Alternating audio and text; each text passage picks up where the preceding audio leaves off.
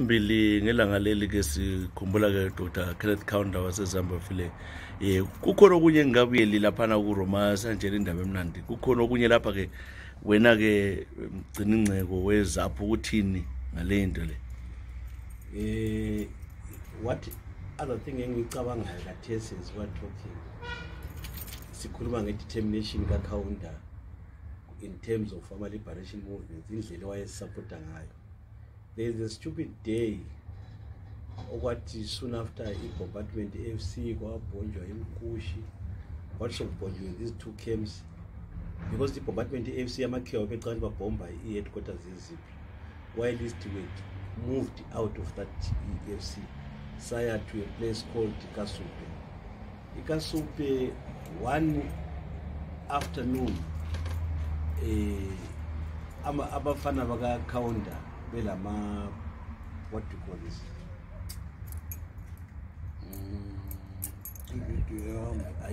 abafana laba belokuze aba trainer bebafundisa yilo kuze indege base bebuya no ngakutshela ibizo lakho base bebuya bazo wove around enkambeni.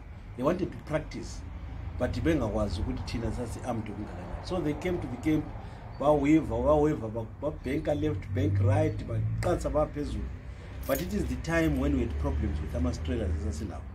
So that time kwakule trailer esasimaintainiwe safakwa ama granite codes to keep it ready to to and then in fire control order yasibuya ukuthi ama ground forces ababedubula ngama ZQ basize ifire basebesiza ifire, then the trailer was fired sayichaya indege leya. Yes, sayichaya indege leyana sesichaya indege yawela duzane le FC nxa ususiye FC and you could see inhlamvu zonke ziphelele eqolo likapha because upilot wayinject waphuma, so indege yakuwa siyodwa. It was really a sad thing. After that indege sichaye wawela phasa amazambeni bathatha imkhonto induku belandela upilot lwa lapho wawela khona becabanga ukuthi ngumuntu we-rotation lokuze government bafuna ukumbulala ngelokuze only to find ukuthi umuntu lwana waseZambia ekhaya because amaZambians they misbehaved. But uKaunda was because of the support that he had.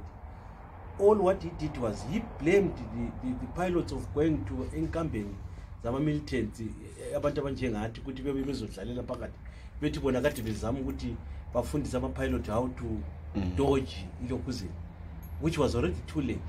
And that Kaunda took it upon himself ukuthi it was of kalezondelanga lokho ama Pakistan ama Pakistan, these people that I'm talking about Pakistan, ama Pakistan yibo befundisa ama Zambian pilots yibo babuya labo enkambeni inteke zingumfuku sa selector one plane sayichaya. Mabo lokho sikhuluma ngoba uKaunda abantu izapho mhlonipha kakhulu lo simhlonipha kakhulu sibili especially kuzapho. Ngiyakhumbula ngendaba yokulamba abantu sasilamba ezinkambeni ilizwe lingela kudla eleZambia, but kwakusithi ungathiwa ukudla kubuyile kumbe isitimela sibuyile uzokuthiwa hayi amanye amatorokisi kuthiwe ngawethu. Ubaba uKaunda uthi hayi la nxa amazambeni belamba lathi kumele sithole, uthola ukuthi kona lathi siyathola ukudla kona pho uthi ngakwa ngumunye upresident wayadlethe hayi ukudla ngwabantu bami laba bemzini laba lizazibonela, kodwa hayi sadubeka sinjalo ukudla ukuthi kungabuya kushewe, ukudla ukuthi ungaswelakala silambe sonke lamaZambia. Kwakuthi nxa kungabhonjwa especially amankamba njengabo FCI sephakathi kwabantu kufe lamaZambia. Ama-rotations ayesithi bangapatrola bangangena khonapha emabhoda lapha bachaya amaZambia sterek beseqela ngale, but uKaunda wazimisela yonke into leyo. Bebefuna ukuthi uKaunda ngabe uyathi hayi asafuni bantu selingithwalise nzima, kodwa hayi wathwala nzima kunjalo.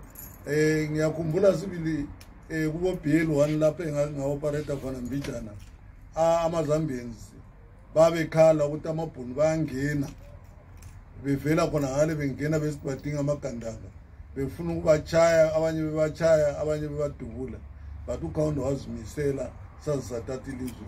Ngiyambonga lwana ubaba kakhulu sibili wedlula wonke umuntu. Ngiyabonga. Wena ke statement singathi sivela kuZapho ngasikhuluma kade njengomongameli waluthini kathesi wena on behalf of iparty yonke Zapho. Ngaphandle kokuthi ngithi silahlekelwe sibili. Of course uNkulunkulu uyanceda, he lived his life, but silahlekelwe sibili. One, silahlekelwe umuntu uyazi history yethu. Two, silahlekelwe umuntu wasibumbayo ukuthi size sibe iZapho namhlanje. Ngabe uKaunda wayengekho kulama leaders anjengamanye lawa esiwabonayo, ngala iZapho ayizange existe ngoba amabhono ayezayiqeda. So ngingathi silahlekelwe kakhulu sibili ukwedlula wonke umuntu. Sikhala labantu beZambia, sithi bantu beZambia hayi siloku silane enhlizweni. Even uKaunda esesichile, we hope ama leaders wonke azalandela ngendlela uKaunda wayebusa ngayo. Kungabe kule mizamo yokubana ke njengebandla leZapho lizama lefike endabeni zakhona ukuyabona njengoba la senza khulu baba ukuthi liye khona le emele Zapho.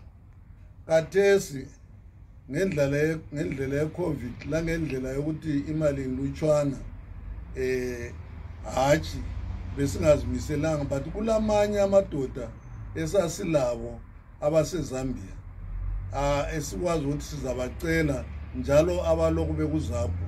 I will give an example yomunye bengikhuluma la kathesi othiwa nguRichard Mataure, wayengukomanda weZPRA njalo engukomanda kuZapho. Ngimcelile ukuthi should all things be equal, sizamcela njengomuntu webandla leZapho ukuthi ahambe ayosimela. I hope uvumile yena wathi hayi nxa linganinika okuliphepha okutshengisa ukuthi wona kuvela kini izinkokheli ngizahamba ngiyolimela. So we hope uRichard Mataure uzasimelela emfeni if all things are equal. Yabo.